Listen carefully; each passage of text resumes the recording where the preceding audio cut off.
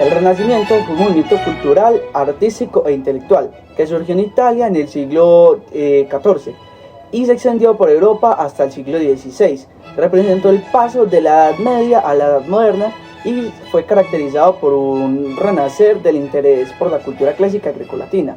Entre sus características tenemos lo que viene siendo del renacentismo el antropocentrismo, que se enfocaba en el ser humano, pues que decía que el ser humano se convierte en el centro del universo, reemplazando la visión teocentrista medieval. Se exalta la dignidad y las capacidades humanas del hombre, ¿cierto? Específicamente. Se habla mucho desde la filosofía, si no estoy mal. Luego la recuperación de la cultura clásica con redescubrimientos y estudios de textos griegos y latinos, adoptados sus valores estéticos y filosóficos. Otra característica es el individualismo, que es la valoración de la personalidad individual al talento personal y la originalidad creativa.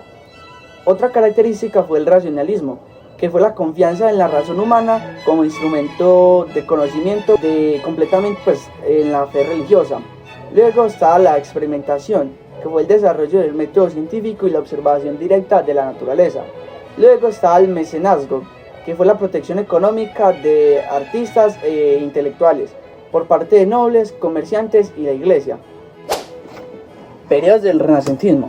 Trecento del siglo XIV, que fue la fase inicial con Dante, Petrarca y Boccaccio, que fue la transición del mundo medieval en estas épocas. Luego sigue el 400, que sigue el siglo XV en pleno desarrollo en Italia, florecimiento en Florencia bajo los medios de Medici. Luego sigue el Cinquecento, que fue el siglo XVI con la culminación y expansión por Europa. Fue la difusión de la imprenta acelerada, la propagación de ideas, ¿cierto? Entre esos ya después siguen los autores, autores y obras renacentistas, por ejemplo Dante Alighieri, que fue del 1265 a 1321 con la Divina Comedia, que hizo una síntesis entre pensamiento medieval y renacentista. Luego sigue Francesco Petrarca, que llegó desde el 1304 a 1374, con Cancionero, que perfeccionó el soneto y expresó el amor cortés. Luego sigue Giovanni Boccaccio, del 1313 a 1335, con el Decamerón, 100 novelas que retratan la sociedad de su época, tal cual como pudo haber pasado con el Aseliotonos, pero pues con él. Luego sigue Dubocio Ariosoto, que fue el 1474-1573 con Orlando Furioso, que fue un poema épico que mezclaba la aventura y elementos fantásticos.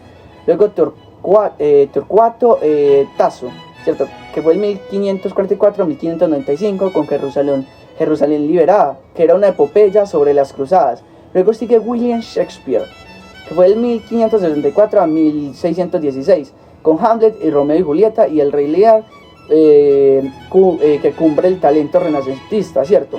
Luego sigue Miguel de Cervantes, que fue del 1500 al 1016 también, con el Quijote de la Mancha, que fue la primera novela moderna en su época.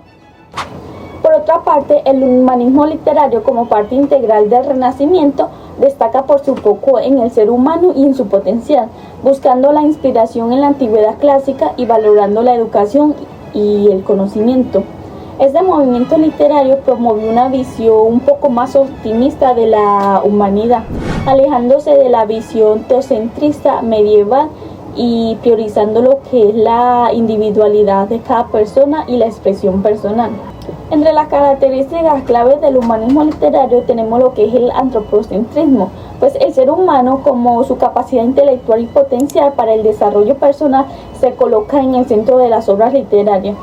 Por otra, tenemos el retorno a la antigüedad clásica, pues se busca la inspiración en las obras griegas y romanas, tanto en la literatura como en las otras formas de expresión artística. Otra característica es la valoración de la educación y el conocimiento, pues se enfatiza la importancia de la educación y la adquisición de conocimiento como una herramienta para el desarrollo individual y social. Otra es la visión optimista de la humanidad, pues se promueve una perspectiva más positiva de la humanidad y sus logros, en contraste a la visión más pésima de lo que fue la Edad Media. Por último, tenemos lo que es la individualidad y la expresión personal, pues en esta parte se da la importancia a la expresión individual y a la singularidad de cada persona, en lugar de una visión colectiva o universal. Y tenemos lo que es el lenguaje refinado y nueva forma literaria. Pues el humanismo literario se distingue por un uso más sofisticado del lenguaje y la adopción de nuevas formas literarias. Entre los autores y obras tenemos a Francesco Petrarca, que va de 1304 a 1374 con Cancionero. Él es considerado el padre del humanismo y revolucionó la poesía lírica con sus sonetos dedicados a Laura.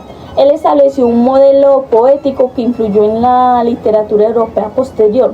Luego tenemos a Giovanni Boccaccio, que va de 1313 a 1375 con el Decamerón.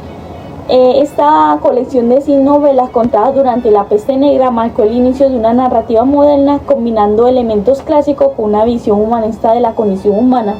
Luego tenemos a Éramos de Rotterdam, que va de 1466 a 1536 con Elogio de la locura, una obra satírica que critica las instituciones de su época mientras defiende los valores humanistas de la educación, la tolerancia y la razón, convirtiéndose en un texto fundamental del humanismo cristiano. Continuamos con Michel de Montaigne, que va de 1533 a 1592 con Ensayo. Él creó el género literario del ensayo moderno, explorando la naturaleza humana con una perspectiva más excéntrica del humanismo, que influyó profundamente en el pensamiento occidental. Continuamos con William Shakespeare, que va de 1564 a 1616 con Hamlet, El Rey Lear y Otelo. Sus tragedias representan la culminación del humanismo renacentista, explorando la complejidad psicológica del ser humano con una profundidad sin precedente. Luego está Miguel de Cervantes, que va de 1547 a 1616 con Don Quijote de la Mancha, considerada la primera novela moderna que combina los elementos humanistas con una reflexión profunda sobre la realidad, la ficción y la condición humana. Luego estamos con Francois Rabelais, que va de 1494 a 1533 con Gargantúa y Pantagruel. Su obra satírica celebra la vida, el conocimiento y la libertad humana, encarnando el espíritu humanista del Renacimiento francés con una defensa del placer intelectual y físico. Estos autores transformaron la literatura al colocar al ser humano en el centro de sus obras, explorando temas como la dignidad humana, la educación, la razón y la individualidad que defiende el movimiento humanista.